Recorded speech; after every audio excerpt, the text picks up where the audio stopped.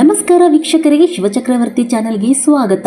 ಯಾದಗಿರಿ ಜಿಲ್ಲಾ ಸಹಕಾರ ಭಾರತಿ ವತಿಯಿಂದ ಅಂತಾರಾಷ್ಟ್ರೀಯ ಸಹಕಾರ ದಿನ ಹಾಗೂ ಪತ್ರಿಕಾ ದಿನವನ್ನು ಸಂಭ್ರಮದಿಂದ ಆಚರಿಸಲಾಯಿತು.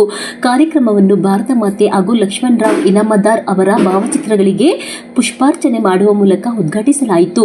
ಸಹಕಾರ ಭಾರತಿ ಜಿಲ್ಲಾಧ್ಯಕ್ಷ ಬಸವರಾಜ್ ಮೇಲಿನಮನಿ ಮಾತನಾಡಿ, ಸಹಕಾರ ಚಳವಳಿಯ ಮೂಲಕ ಆರ್ಥಿಕ ಅಭಿವೃದ್ಧಿ, ಸಮಾನತೆ ಮತ್ತು ಸಾಮಾಜಿಕ ಒಗ್ಗಟ್ಟನ್ನು ಬಲಪಡಿಸುವುದು ಅಂತಾರಾಷ್ಟ್ರೀಯ ಸಹಕಾರ ದಿನದ ಮುಖ್ಯ ಉದ್ದೇಶವಾಗಿದೆ ಎಂದು ತಿಳಿಸಿದರು.